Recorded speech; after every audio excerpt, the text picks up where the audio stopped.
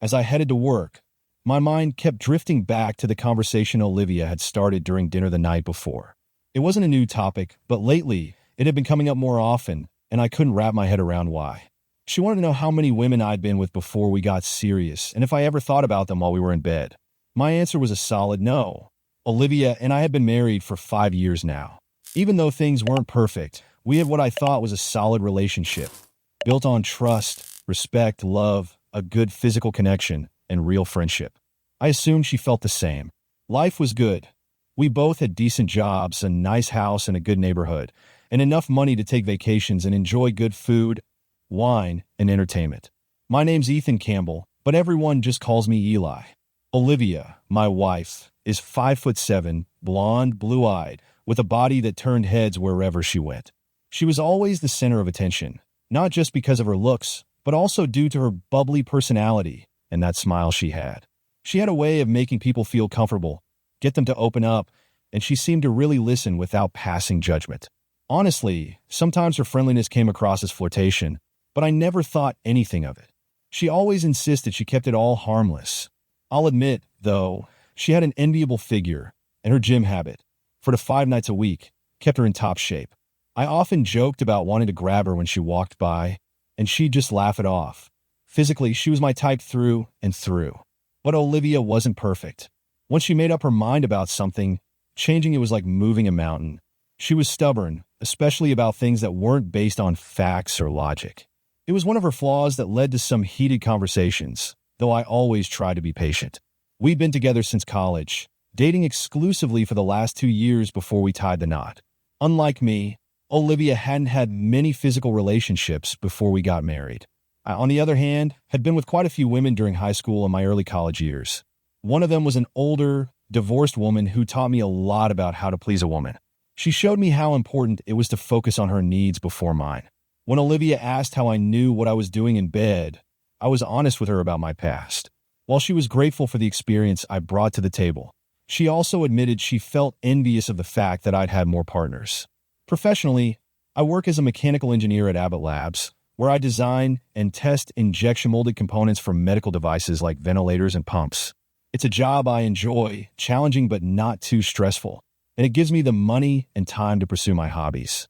Lately, I've been focused on restoring a 2005 Winnebago B-Class RV, getting it ready for some trips Olivia and I plan to take. I was especially excited about hitting spots like Lake Superior's North Shore and some of the mountain and ocean areas we both loved. Olivia, on the other hand, worked as a CPA for a top accounting firm. Her job paid well, and while it wasn't too overwhelming, it involved some travel. Recently, she had been spending more time on the road with a new colleague, Daniel, who was working his way toward becoming a CPA. Olivia had mentioned a while back that Daniel was good-looking and confident after their first work trip, but after that, she hadn't brought him up much. As I kept working on the RV, my excitement about our trips grew, but I couldn't help but notice that Olivia didn't share the same enthusiasm. She seemed distant, less bubbly, and not as open in our conversations. Our sex life hadn't changed much, though. In fact, Olivia had come home late a few times in the last few weeks, initiating sex with a level of intensity that was different, almost wild. One time, her underwear was already soaked by the time we got to bed, like she'd been turned on long before she even saw me. After one of these sessions, I went downstairs to start dinner while she took a shower. I couldn't shake the feeling that something was off, so I decided it was time to talk to her about it. What I didn't know at the time was that Olivia, while enjoying the hot water of the shower, was battling her own guilt. She had been spending her lunches, happy hours, and even dinners and dancing with Daniel, and their conversations had crossed a line. It wasn't just harmless flirting anymore. She was consumed by the idea of sleeping with him, and that obsession had taken over her thoughts. Last week, she'd made up her mind to have sex with him, believing it would help her move past the obsession and focus back on our marriage. In her mind, it wasn't about cheating. She convinced herself that after everything I'd done before we met, I'd understand. She believed we could get through it, that we might even come out stronger. But despite the guilt she felt, she was determined. Her mind was set. When she finally came downstairs, I had dinner ready, shrimp salads, cornbread, and 2 glasses of wine. As she sat down, I took a deep breath and said, "Olivia, we need to talk about something. I don't really know where to start." "Just say what's on your mind, Eli." We love each other. We can talk about anything. I need to talk to you too, but you go first. Oh, great. That sounds like the start of a bad conversation. How many marriages end with, we need to talk? Don't be dramatic, Eli. This isn't a bad thing. It's something that'll be good for me and, eventually, for you too. I hesitated. I'm not sure how to say this, but something feels off between us. You haven't been as open lately. Did you forget about the amazing sex we just had? She shot back a little too quickly. Olivia, that's not what I'm talking about. But now that you mention it, what got you so turned on that you practically tore my clothes off? Her face tightened. If you don't like me being that into it, maybe that's your problem, not mine. I noticed the shift in her tone, defensive, almost guilty. Olivia, I see it in your face, the concern, the guilt. You know something's off. Just tell me what's going on. Should I be worried? She looked down, probably realizing that I wasn't going to let it slide this time. Eli, I'm sorry. That didn't come out right, Olivia said, clearly flustered. I need to explain what's happening, but please, remember I love you and our life together more than anything. What we have means everything to me. Her words made my stomach sink. Olivia, now you're scaring me. Are you having an affair? How could you ask me that? She shot back. You know I'd never cheat on you. I respect you too much for that. But please, just hear me out before reacting. Let me finish, and then we can talk about it. Okay, I love you, Olivia, and I only want you. I want us to have kids and grow old together, but you're freaking me out right now. This is going to be hard to hear, but please just listen, she began, hesitating. You remember Daniel, the coworker I've been traveling with? I've been having lunch with him, going out for drinks, and well, we even had dinner together last week. What the hell, Olivia? You just said you weren't having an affair, and now you're telling me this. I'm not having an affair, Eli, and I haven't cheated on you, she insisted, her voice tense. But I promise to be honest. Maybe I crossed the line by not telling you sooner, but I don't love him. We've just been flirting, maybe too much, and it got physical, but not in the way you're thinking. I was getting angrier by the second. So what's the truth here, Olivia? Do you have feelings for him? Are you leaving me? Have you already slept with him? Olivia flinched. No, I haven't slept with him, and I don't love him, Eli. But that's part of the problem. I'm attracted to him, sure. He's younger, good-looking, and I got swept up in it. But I don't want to leave you. I jumped up from my chair, rage boiling over. God damn it, Olivia. Are you serious right now? You're telling me you've been fantasizing about another guy, and this is how you break it to me? What? Did you think I'd just be fine with it? Olivia's face twisted with regret. No, I haven't slept with him, I swear. But I can't get him out of my head. And Eli, I feel like I missed out on some experiences before we got together. You've had your past, and I never got to explore that. You're saying you're feeling deprived because you didn't sleep around before we got married? I spat, barely keeping it together. Maybe, she whispered, guilt weighing her down. Daniel, he's made it clear he wants to sleep with me, and I'm struggling with the temptation. It's been messing with my head. I felt my pulse race, disbelief washing over me. So that's why you've been so turned on lately? That's why you nearly ripped my clothes off the other night. Olivia winced at how blunt I was being. I didn't mean it like that, Eli. I love you, and making love to you is so much more than just sex.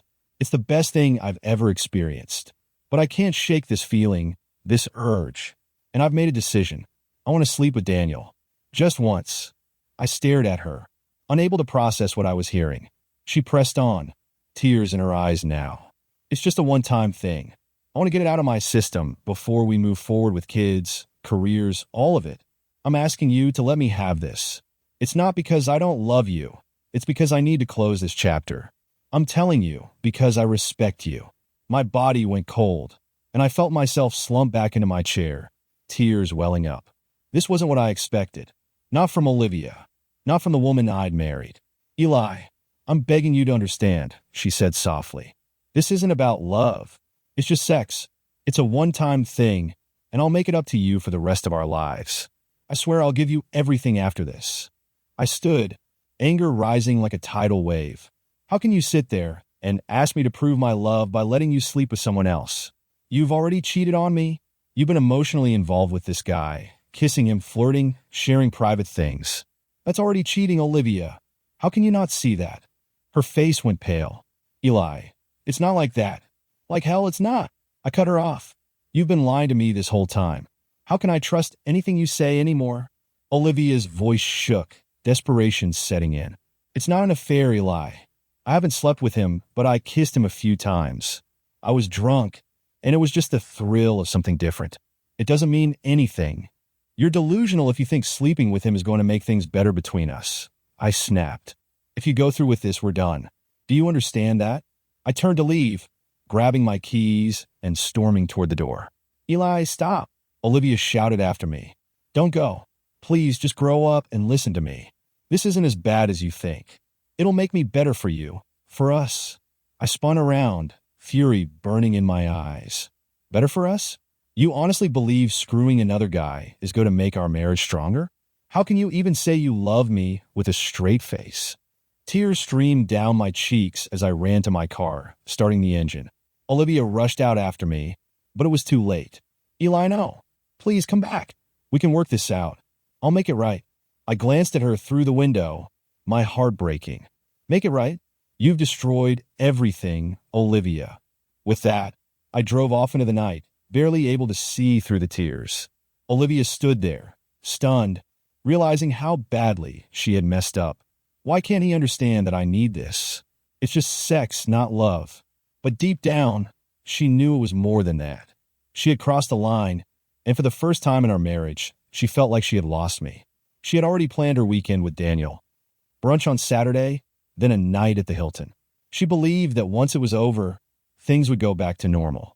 Hours passed without any word from me, and she started to worry. She called, but I didn't answer. All she could do was leave a voicemail. Eli, I'm sorry you're hurt. Please don't take it like this. I love you and want us to be together forever. This is just something I need to do for me. Please understand. But I wasn't listening anymore. Olivia had broken something between us, something that I didn't know how to fix. Please, Eli, understand and come back to me. Olivia whispered into the phone, hoping for some sign that I hadn't completely shut her out. She got ready for bed, checked her phone one last time, but still no response. With a heavy heart, she lay down and drifted into a restless, guilt-filled sleep. Meanwhile, I couldn't stop crying as I drove to the Hilton in the next town. After checking in, I spent too much time in the hotel bar trying to drown my pain in whiskey. By the time I stumbled back to my room, I was drunk, angry, and still in disbelief. How could Olivia think that what she was asking was okay? How could she claim to love me while begging for a weekend to sleep with another man? I'd always known she was stubborn, but this was beyond anything I could handle. This wasn't just a bad idea. It was a mistake that could destroy our marriage.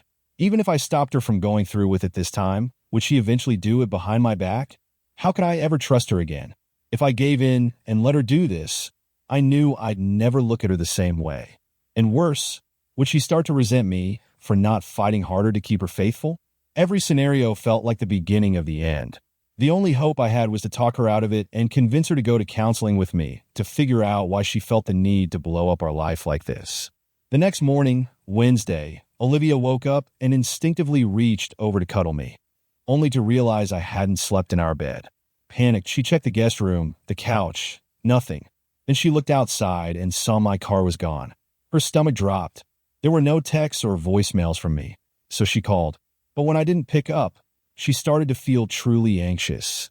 Not long after, she got a text from me. Olivia, I'll be home at 7 tonight. Eat before I get there. We need to talk about our future.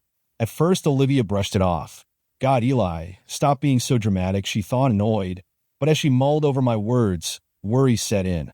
Our future? She repeated in her head. Did I really mean that? Did I actually think our future was in jeopardy? She never imagined losing me. This was supposed to just be a temporary thing, not something that would break us apart. She loved me. She needed to make me see that. Later at work, as soon as she sat down at her desk, Daniel sauntered over with that cocky grin. Good morning, hot stuff. You look good enough to kiss and cuddle.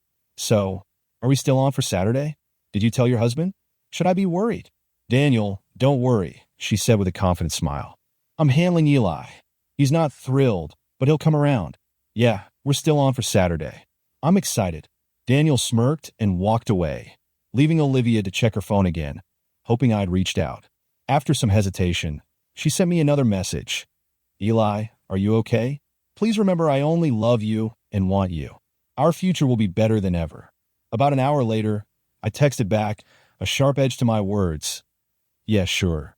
Olivia felt a flash of anger at what she saw as my childish response, but it was quickly replaced by sadness. She hated seeing me so hurt. She truly believed that with enough love and attention, I'd get over this, and we could get back to where we once were, maybe even better than before. Meanwhile, I couldn't bear the thought of going to work, so I called in sick and headed back to the house after Olivia left. I buried myself in fixing up the RV, trying to keep my mind off everything. I installed the solar panels, finished up the electrical and Wi-Fi setup, replaced the toilet cassette, and filled the water tanks. Thursday would be spent finishing the cabinetry. The distraction was welcome, but the pain gnawed at me underneath it all. With 2 hours left before Olivia came home, I forced myself to research divorce lawyers, finances, and counselors. I needed a plan for every possible outcome.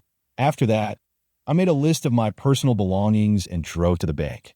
I canceled our joint credit card and opened a new one in my name. Then I closed our joint checking account, splitting the funds evenly, half to her, half to me. I prepaid the mortgage for 2 months from the joint account and transferred the rest to my savings. From there, I went to a pub, ordered a craft beer and a burger, and braced myself for the conversation that awaited me at home. Olivia came home around 6 and found the house empty, unsure if I had been there or not. She made a sandwich and tried to figure out how to steer our discussion in a positive direction. When I finally walked through the door, just after 7, she ran up to me, throwing her arms around my neck and kissing me. Eli, don't ever leave like that again without letting me know you're okay. I was so worried about you. I know you're hurting, but I love you. Only you. We're solid, and we always will be. I pulled away, my voice hard. So, you knew I was hurting? And you still think you love only me? I wish I could believe that, Olivia. But how can I when a week ago, I couldn't even imagine you'd be asking me for permission to have an affair? You claim you love me, and then you ask for my blessing to break our marriage vows. Olivia's face flushed with frustration. Don't you dare say, I don't love you, Eli. I'm not cheating. It's not cheating if you approve. It's just sex, and it's only one time. I couldn't believe what I was hearing. Stop calling me dramatic, Olivia. You're standing here telling me you love me, but you want to sleep with another man for a weekend and expect things to go back to normal? That's not going to happen. How would you feel if I slept with someone else and told you it was just meaningless sex? Her face twisted, tears beginning to form. Eli, you've had dozens of women, all these experiences I never had. I didn't get that chance. But if you went and slept with someone else, I'd kick you out and probably never forgive you. Why should it be any different for me? I shook my head, unable to contain my disbelief. So, why shouldn't I kick you out? Why do you think I should forgive you, Olivia? Tears finally spilled down her cheeks. Eli, I couldn't live without you. I love you. I want us to stay together. You wouldn't be saying any of this if you actually meant that, I said coldly. Have you already agreed to this? Have you talked to him today? She hesitated before answering. Yes, I talked to him today. He's picking me up Saturday morning. I'll be back Sunday evening. And on Monday, I'll be the best wife you could ever hope for. I stared at her, dumbfounded. You already were, Olivia. But if you go through with this, you'll never be that again. Olivia gasped, recoiling into the kitchen, her voice trembling as she begged. Eli, please. I love you so much. Don't let this hurt our marriage. You're my husband, my lover, my best friend, the father of our future kids. You're my everything.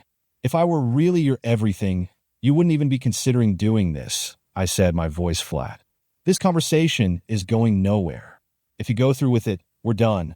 Do you understand? Her tears flowed freely now. Eli, please don't walk out on me again. We can get through this.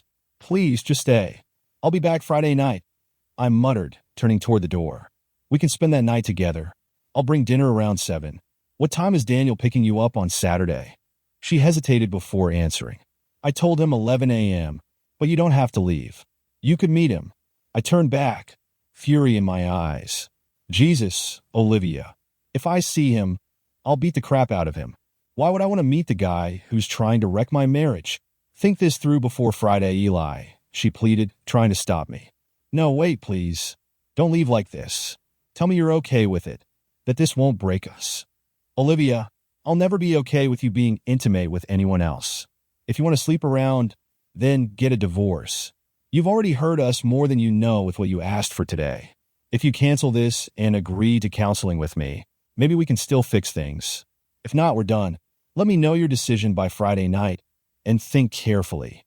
Eli, stop with the ultimatums and don't walk out. We're going to be fine. Better even after this, she insisted. Yes, sure. Pigs are flying. I shot back, dripping sarcasm as I turned off the voice recorder and walked out the door. I headed to the Hilton, booking a room for Wednesday and Thursday night. Then I called my boss, telling him I had a family emergency and needed the rest of the week off. He agreed, though reluctantly, not pressing for details. After I left, Olivia slumped at the table, deep in thought. How could he be so damn stubborn? She wondered. She always believed I'd never leave her, but now she wasn't sure if our relationship had already hit a breaking point. If that were the case, would going through with her plan make things worse? She was fixated on Daniel, obsessed even, but thought she could meet me halfway by agreeing to marriage counseling while still seeing him for the weekend. She dragged herself to bed, her mind racing. I was her whole world, and she knew this was hurting both of us. Did she really need this? But she felt stuck, having already committed. In her mind, I was the unreasonable one. She was convinced that I had my share of flings in the past, while she had never done anything like this. To her, it was just sex, a one-time thing for herself. Why couldn't I get over it?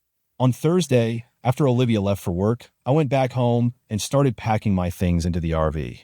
I carefully chose items she wouldn't miss.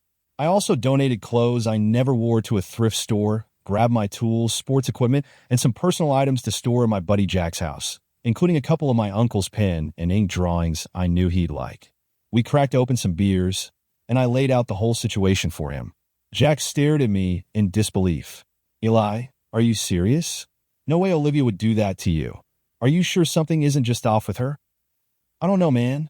My whole world's been turned upside down in less than a week. She doesn't even seem like the same person. Every time she explains why this will help our marriage, it just weakens my feelings for her more. It's like she's lost her mind. Can't you just forgive her? Go to counseling and move past it. No way. I've already told her we can try to fix this, but only if she doesn't sleep with him. If she goes through with it, there's no coming back from that. I've tried reasoning with her, but now my last shot is to give her an incredible night on Friday. Make her realize what she's about to throw away. Good luck with that, man. I'll help any way I can, but not with, the peaks, he laughed, trying to lighten the mood. But seriously, I hate seeing you go through this. You two were the couple I looked up to. Yeah, well, I guess we both got fooled. I never saw this coming either. Honestly, I've had to stop myself from going after the guy and beating the crap out of him. If it comes to that, let me know. I'll back you up. Thanks, man. I'll think about it. I'm getting a new phone and number tomorrow. I'll text it to you once it's done. All right, brother. Keep calm and hang in there. I went to Verizon, got a new phone, and changed our phone plan to be in Olivia's name only. Then I took the RV out for a test drive, pleased with how it handled. I finished up the cabinetry, got new tags and insurance, and was ready to go. I wiped my personal files from the home computer, essentially erasing my old life. I drafted an email to my family, friends, and coworkers, explaining what Olivia was doing and how I was responding. If she didn't change her mind, I'd hit send and let everyone know she chose to cheat, even after knowing it would end our marriage. I even attached the voice recording from earlier, hoping I wouldn't have to use it. On Friday, I met with a divorce lawyer. She told me that, given our similar incomes and no kids, it'd likely be a 50-50 split of assets. The only question was whether Olivia would get half of my 401k, which had over $200,000. Her defined pension plan made the division complicated. I decided I'd rather take a 40% tax hit than let a cheating wife walk away with half of what I worked for. But I would wait until after the weekend, still hoping to convince Olivia to change her mind. As Friday night drew closer, I felt like my future and the love I had for her were hanging by a thread. I prayed she'd make the right choice. I picked up shrimp, swordfish, and a Caesar salad, fired up the grill, chilled some white wine, mixed as gin and tonics, and waited. When Olivia walked in, she seemed genuinely excited. Thank God you're home, Eli. I missed you so much. Promise me you won't ever leave like that again. You love me. I love you. We belong together. I pulled her into a long, soft kiss. Olivia, why don't you hop in the shower and throw on something sexy? Take your G&T with you, and when you're back, I'll grill the food. Let's just enjoy tonight. It might be our last. Eli, stop talking like that. It's upsetting me. I've told you over and over. I love only you. This isn't about you. It's something I need to do for myself. Olivia, we've been over this enough. Let's drop it for now. Go enjoy your G&T, take a shower, and let's have a nice dinner, okay? Fine, but promise me you'll stay tonight. Don't leave me here worrying. I'll be back in something that shows you just how much I appreciate you. Olivia's words hung in the air as she headed upstairs to shower. When she returned, I couldn't help but gasp. She had on a French maid outfit, complete with a tiny white cap, a tight blouse showing off her curves and midriff, black thigh-high silk stockings, a short skirt, and towering 4-inch heels. My God, Olivia, you look absolutely stunning. I breathed, caught off guard.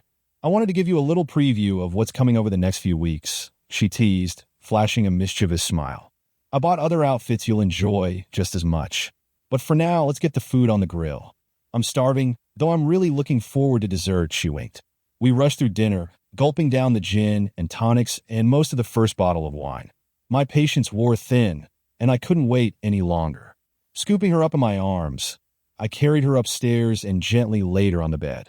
As she reached for my belt, I stopped her. Not tonight, Olivia. Tonight is all about you. I want to show you just how much we belong together, why we should only be with each other. She sighed softly. We do belong to each other, Eli. That will never change. Please just make love to me. Let's move past all this tension and reaffirm our love. That night, we made love, and when we finished, she seemed completely satisfied, drifting off to sleep without a care in the world. The next morning, Olivia woke up around 8:30, knowing it was time to prepare for the day. Daniel was supposed to pick her up at 11. As guilt, anxiety, and excitement flooded her mind, she briefly questioned what she was about to do. After the previous night, how could anything be better? But she pushed the thought aside, determined to follow through with her plan. She smelled bacon, eggs, and coffee wafting from the kitchen. Putting on her robe, she came downstairs to find me cooking. Eli, last night was amazing. That's what I see in our future. I love you so much, and I can't thank you enough, she said, smiling at me. I didn't respond immediately, just kept my focus on the eggs. Want some? I finally asked. I better not eat right now, Eli. Daniel and I are going out for brunch at 11, she replied. I need a shower and get ready. Please stay so we can hug and kiss goodbye. Olivia, I sighed, feeling the weight of it all. I'm not going to beg you anymore, but I'll ask one last time. Are you really sure you want to go through with this? Sleeping with a man who isn't your husband? Eli, stop it. It's just sex, a one-time thing. It changes nothing about my love for you. I looked at her, my heart breaking. It changes everything for me. I whispered. I'll wait here until I say goodbye. Olivia flinched at the finality in my voice. She seemed shaken. Eli, I love you. This will be okay. I swear. I just need to get this out of my system. We'll be stronger for it in the end. Yeah, Olivia, I muttered. It's just sad you actually believe that. She flushed, eyes filling with tears, before running to the bathroom. Why couldn't I just understand? She thought that after this, everything would be fine. She'd make it up to me for this gift. I always gave her what she needed, so why was this different? After her shower, Olivia applied makeup and put on a sleek, seductive dress with thigh-high stockings and heels. By 10:30, she was ready, weekend bag in hand. It felt like a knife twisting in my gut to see her dressed for another man. Eli, are you okay? You know I love you, right? And you love me. Didn't last night prove that we can get through this? Olivia, I said, barely able to look at her. Last night was supposed to be special for us. It was meant to celebrate our marriage, something we could hold on to forever. Eli, please, don't talk like it was our last night together. You're making me feel guilty over one meaningless weekend. I told you, I need this, and we'll be better for it. She moved to kiss and hug me, but I turned away. Our night is over, Olivia. You made your choice. A weekend of meaningless sex over your husband. These kisses? They don't mean anything anymore. Eli, don't be like this. It's not like that. This is just one time, and I deserve it. You have your memories of dozens of women, but I have nothing. I need this, and it doesn't change how I feel about you or our marriage. Before I could respond, a car horn blared outside. Eli, please stop. I'll be back Sunday night. and you'll still be the love of my life." The horn honked again, and Olivia added, "Do you want to meet Daniel? So you can see he's just a fling, not a threat." I stared at her, my voice cold. "Don't you dare let him in. If he steps through that door, I'll break his nose, his jaw, and every other bone I can. I'll enjoy hearing him scream." Olivia backed away, clearly shocked by the depth of my anger. "Please, Eli, let me have this, and I'll come back to you, ready to love you forever." She grabbed her bag and headed for the door.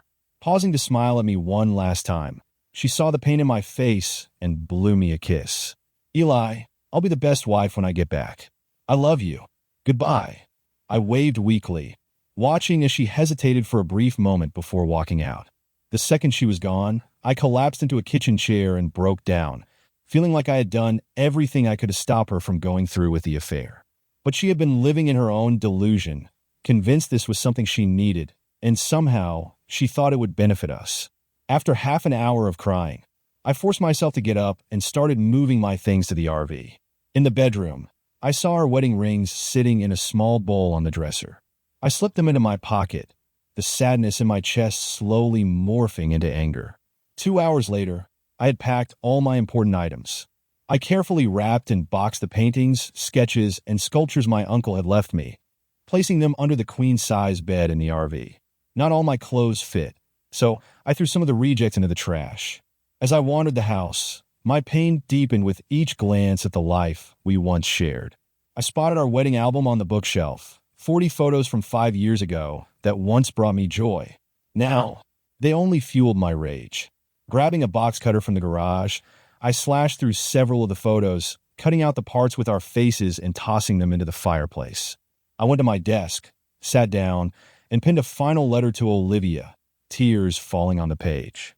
I placed it, along with a check for her half of our joint account, into an envelope with her name on it. I set it on the kitchen table, along with the photo album and my wedding ring. I scheduled an email to go out Monday morning at 9 a.m. to our friends, family, and everyone else, explaining what Olivia had done and how I had responded. By then, I would be long gone. With that, I walked out, climbed into the RV, and drove away from what used to be my life.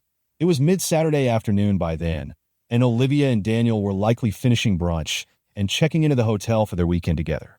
They undressed slowly, and Olivia felt a rush of excitement at seeing another man undressed and aroused in front of her. Daniel led her to the bed, kissing her a few times before trying to jump right into it. "Relax, Daniel," she said, holding him back. "We got all day today and tomorrow. Let's take our time. Why don't you go down on me and warm me up?" "Olivia, I don't do that," he replied, sounding annoyed. "I find it kind of gross. I'll get you warmed up my way." He roughly jammed his fingers into her, going at it for a few minutes. It wasn't pleasant or remotely arousing, but he quickly moved on to the missionary position. He lasted maybe 2 minutes before grunting, "I'm about to finish, Olivia. Do it with me." And just like that, it was over. He collapsed onto the bed, leaving her lying there, stunned. She hadn't even come close to finishing and barely felt any arousal. Daniel hopped up and ran to the bathroom, saying he needed to clean up and would bring her a washcloth. As she lay there, Olivia turned away from the bathroom, wondering how she'd gotten here. The man she betrayed, Eli, for had given her nothing but disappointment, and the guilt of what she'd done hit her like a ton of bricks. Was this all worth the pain she'd caused? She reached for her phone and quickly typed out a message to Eli. "Eli, my love, I need you to know that I love only you. Please tell me you're okay and that we can get through this. I can't wait to see you again." Daniel came back from the bathroom, eager for round 2. Being young, he was ready to go again, and they ended up having sex 3 more times that afternoon. Olivia eventually climaxed the 3rd time, but only because she took matters into her own hands. When they finished, they dressed and went out for dinner. The entire evening was awkward. Small talk filled the air, but there was no real connection, neither physical nor emotional. The so-called magic she thought she felt for Daniel had vanished. When they danced after dinner, it felt like she was dancing with a relative, nothing like the thrill she had built up in her mind. The physical attraction, she convinced herself, was so strong had completely disappeared. Daniel was eager to get back to the room, but Olivia kept ordering drinks, delaying him until they were both stumbling drunk. When they finally returned to the room, she stripped off her clothes, collapsed into bed, turned her back to him, and fell asleep without another word. The next morning, Olivia woke up with a pounding headache, Daniel snoring beside her. With the damage already done, she figured she might as well give it one more try, hoping maybe this time something memorable would happen. She tried to get Daniel going with a morning BJ, determined to make something out of this mess. Daniel woke up, clearly enjoying it, but when she leaned in to kiss him, he cringed. "Oh, gross. I'm not kissing that mouth," he said, pulling away. "Can you brush your teeth and come back?"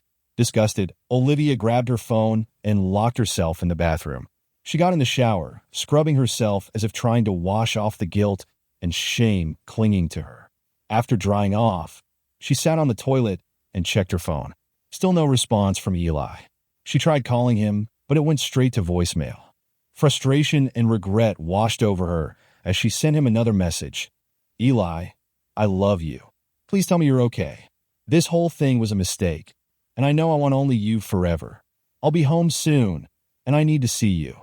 Please let me know you're okay." After showering, she convinced Daniel to go downstairs for breakfast. As they finished, she mustered up the courage to tell him. "Daniel," she began, "this was a mistake. I love my husband, and being with you this weekend has shown me that no one else compares to him. I'm going to head back to the room, pack my bag, and leave. I'll call a cab. I don't want to see you again for lunch, drinks, or anything else. And let's keep things professional at work from now on. I'm sorry, but this should never have happened." "Well, screw you," which Daniel spat, clearly angry. "You're the one who begged for this. So don't act like I forced you. Go run back to your husband and pretend like this didn't happen. I've got plenty of women better looking than you who'll line up for me." Olivia didn't even blink. "Daniel, you're just a boy who has no idea how to please a real woman. You're living in a fantasy." With that, she turned on her heel, went back to the room, packed her things, and left. She grabbed a cab and headed home, getting back around 3 p.m. on Sunday. The first thing she noticed when she pulled up was that the big RV, which usually took up half the driveway, was gone. "Wow," she thought. "Eli must have finished it and decided to take it for a test run. I wish I'd been here for the maiden voyage. I can't believe he didn't wait for me." As soon as she stepped inside the house, though, something felt off. The first thing she noticed was that the oil painting of Moonlight Bay, one of Eli's uncle's pieces that usually hung above the fireplace, was missing. She looked around and realized that many of his other drawings and paintings were also gone, as were the sculptures of the bison his uncle had made, which used to sit on the mantel. "Oh no, Eli, what have you done?" she whispered, her heart sinking. She called out, "I'm home," even though she knew no one would answer. She pulled out her phone again, hoping for a response from Eli, but there was still nothing. When she dialed his number, the automated voice came on almost immediately. "This number is no longer in service." A scream escaped her lips as she sank to the floor. "Oh God, no. What have I done? Eli, how could you do this? How could you leave me like this?" She pulled herself up, choking back tears, and rushed to the kitchen. There, on the table, she saw Eli's wedding ring, lying on top of a letter placed next to their wedding album. Her legs gave out, and she collapsed to her knees again. Trembling, she picked up the ring, staring at it in disbelief. With shaky hands, she tore open the envelope and began reading the letter, her tears falling uncontrollably as she tried to make sense of it through the blur. "Olivia, as you probably guessed, this is my final goodbye. I guess you could call me a coward because I couldn't bear to face you after you walked out on me and on our marriage. When I found your wedding rings left carelessly in that bowl on your dresser, it symbolized exactly what you've done. You abandoned our marriage. You knew that wearing them would mean admitting you were cheating, shattering whatever illusion you had about this being a free pass for the weekend. You really thought you could sleep with someone else and come back like nothing had changed. I don't know how you convinced yourself that breaking our vows, humiliating me, and disrespecting our marriage was just a harmless fling. But the truth is, it meant everything to me. It showed me that your love, if you ever had it, was nothing compared to mine, and it was far less than I deserved or thought I had. You hurt me in a way no one else ever has. You took my heart, ripped it out, and stomped on it. The moment you started flirting with him, you were already cheating. You sealed that betrayal with those kisses during happy hours and dinners, telling yourself it was all harmless. And then you crushed me completely by assuming I'd be okay with you having an affair. How could you ever believe you deserved this? And that if I loved you, I'd just accept it, I did everything I could to pull you back from the edge, but you didn't listen. I told you that if you went through with this, our love, marriage, and friendship would never be the same. But you called me dramatic and immature. When I suggested counseling to save what we had, as long as you stopped before it happened, you brushed me off. I warned you that the night we made love would be our last if you chose to go through with this affair. But you ignored me, thinking I'd always be here for you no matter what. I still can't understand how you believed I would ever be okay with this. It's like you didn't even know me. And now I realize I didn't really know you either because I trusted you completely. Never in my worst nightmares did I think you'd be capable of destroying me like this. I could have physically stopped you from going, but I knew that would only lead to resentment and an even slower death for our marriage. You were fooling yourself into thinking this would be a one-time thing. If the sex was bad, you'd look for another fling to get it out of your system. If it was good, you'd crave it again. And after seeing how things played out, I doubt you would have been honest about future affairs. But I knew they'd come eventually. I guess we'll never know. I can't be in a relationship without trust, and that's been shattered completely. I couldn't love you again. Now and I'd always be wondering if you were thinking of someone else. When you walked out that door, you took with you all the love, respect, trust, and friendship you ever claimed to have for me. You threw it all away. I can't forgive you. I can't trust you. And I can't even be your friend.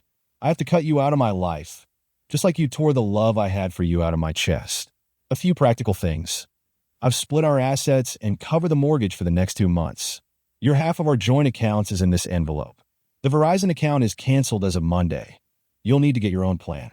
Our insurance and joint credit cards are canceled too. I've taken my name off the mortgage and signed a quitclaim deed. The house is yours to live in or sell. I don't care. It's not my home anymore, and I'll never be back. I sold my car and took off in the RV. Somewhere down the road, I'll pawn your wedding rings for gas money, so at least they'll have some use. In my anger and pain, I did a few things. I slashed up our wedding album with a box cutter, and you'll find the pieces in the fireplace. Go ahead and burn them. It's a fitting end to our marriage. I also wrote an email to our friends, family, and co-workers, explaining your choice to cheat and my decision to leave. You've got a day or two to prepare your story. Maybe you can start by owning up to what you did. The good news for you is that now you have my full permission to sleep with anyone you want. I'd suggest steering clear of married men, since you've already wrecked one marriage. But go ahead and find whatever it was you thought would be better than us. You can file for divorce, sell the house, move, do whatever you want. I don't care, and I leave it all to you. If I meet a woman who truly loves me, I'll deal with the divorce then. For now, I quit my job, cashed out my 401k, and my only plan is to drive away and never see you again. I'll forge a new life and try to leave every memory of you behind. Goodbye, Olivia. Eli. Olivia had to read the letter over and over, struggling to believe it was real. She could see the tear stains on the paper where Eli had cried as he wrote it.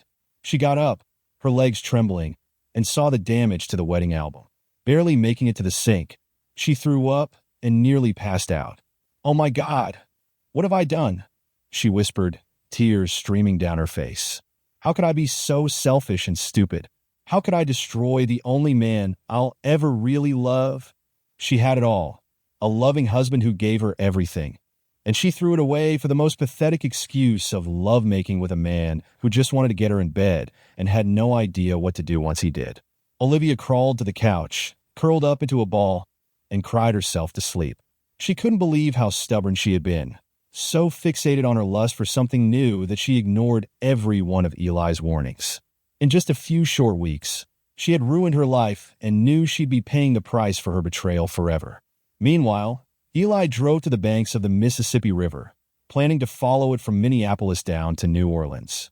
Once there, he'd decide whether to turn left or right.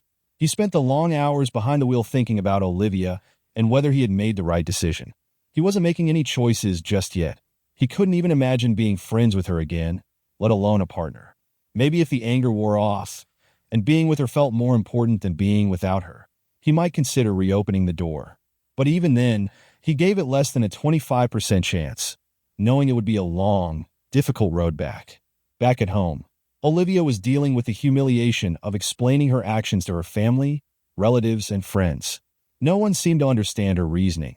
She could hardly understand it herself. She admitted to herself how badly she had messed up and how blind she had been to think her fling wouldn't affect her marriage. Now, she was left explaining to everyone how she destroyed her marriage and lost the only person she truly loved.